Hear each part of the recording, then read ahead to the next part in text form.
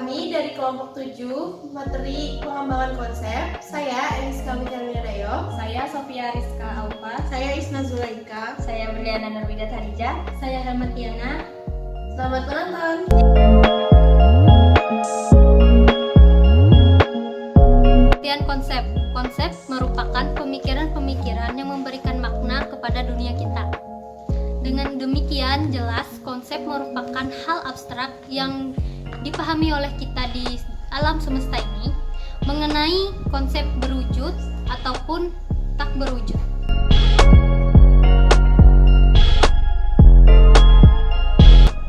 Tujuan membangun konsep. Menurut pandangan Abraham Maslow, kebutuhan manusia itu bertingkat-tingkat, dan tingkatan terbawah adalah tingkatan yang menjadi prioritas manusia untuk segera dipenuhi. Kebutuhan manusia itu ada 5.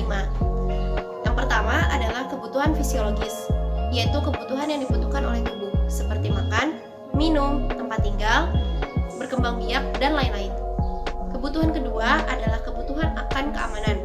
Di sini manusia membangun konsep agar dirinya terlepas dari rasa takut dan cemas. Kebutuhan ketiga adalah rasa memiliki dan dimiliki, yaitu yang bermuara pada rasa dicintai dan mencintai. Kebutuhan keempat adalah rasa percaya diri. Manusia perlu mengembangkan konsep rasa percaya diri untuk meraih atau menggapai sesuatu. Dan kebutuhan terakhir adalah aktualisasi diri. Maksudnya adalah bagaimana seseorang dapat memberikan dampak berharga bagi lingkungannya dalam bentuk sebuah kebutuhan. Terima kasih.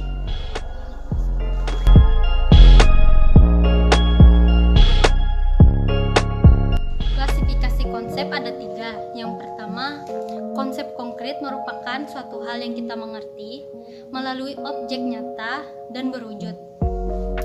Lalu ada semi konkret. Semi konkret merupakan suatu hal yang kita pahami melalui objek yang nyata namun tidak berwujud. Selanjutnya adalah konsep abstrak, adalah konsep yang menggunakan persepsi manusia karena objek-objek yang digunakan membutuhkan penjelasan tetapi objek tersebut tidak berwujud.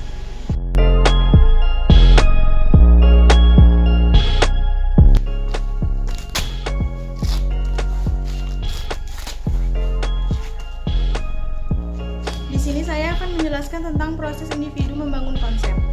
Pemaknaan sebuah objek yang akhirnya disimpulkan dalam sebuah konsep menurut Manako dalam Aslop tahun 2002 dilakukan dengan langkah sebagai berikut dan ada 6 langkah. Yang pertama, individu belajar bahwa objek itu nyata.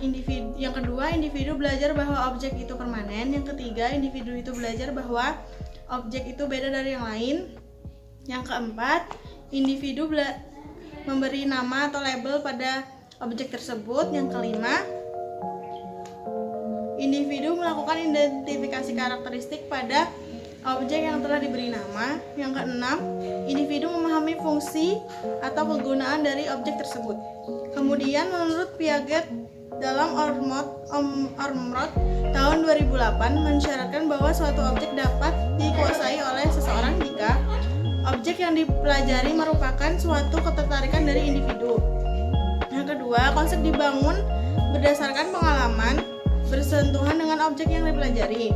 Kemudian proses membangun konsep akan melibatkan konsep yang telah ada dan berdasarkan hal tersebut membangun konsep yang baru. Dan terakhir, interaksi antara individu dengan lingkungan sosial sangat penting dalam membangun konsep.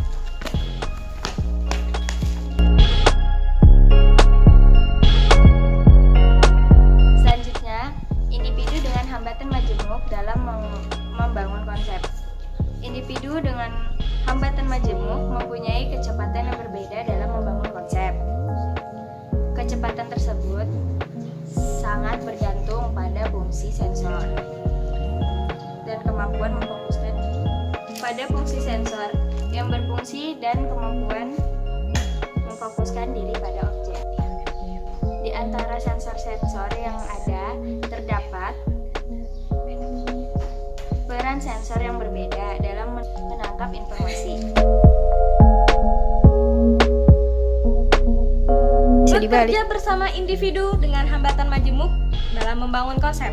Dikarenakan hambatan majemuk yaitu mempunyai hambatan yang lebih dari satu. Karenanya, kesempatan yang didapatkan kecil dalam mengembangkan ketertarikannya dengan semesta. Karena itu, diperlukan bantuan orang lain dalam bekerja sama mengembangkan konsep dalam pengenalan suatu objek. Bagaimanakah pengenalan suatu objek tersebut? Bisa dilakukan dengan menggunakan indera yang masih tersisa oleh si anak.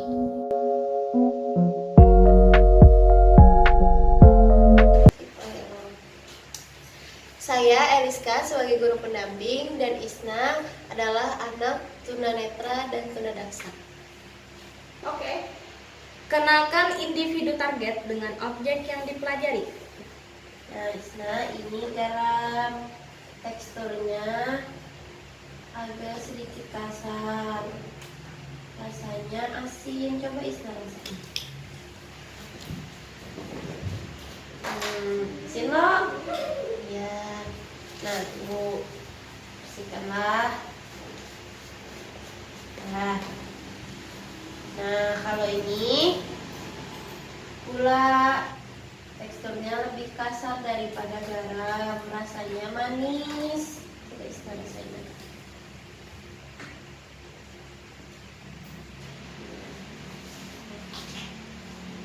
Iya, nah manis loh. Nah, sudah.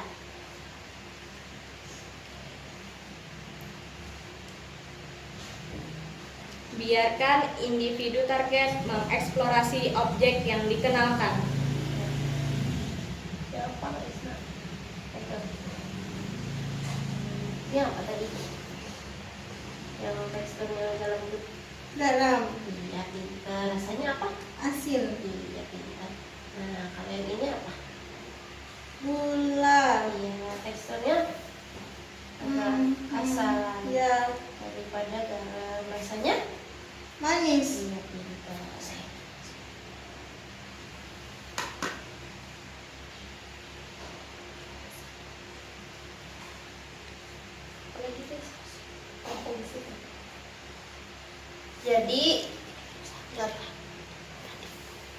Jadi fungsinya garam tuh buat apa yang Isna tahu? Nggak tahu. Nah, jadi Ibu kasih tahu ya, garam itu fungsinya buat di makanan supaya makanannya lebih berasa asin, supaya gurih. Bisa juga pakai pitsin. Nah, itu rasanya sama garam. Nah, kalau gula itu buat pemanis, kayak Isna mau bikin teh atau susu, pakainya gula. Sekian penjelasan dari kelompok kami. Terima kasih telah menyaksikan. Wassalamualaikum warahmatullahi wabarakatuh.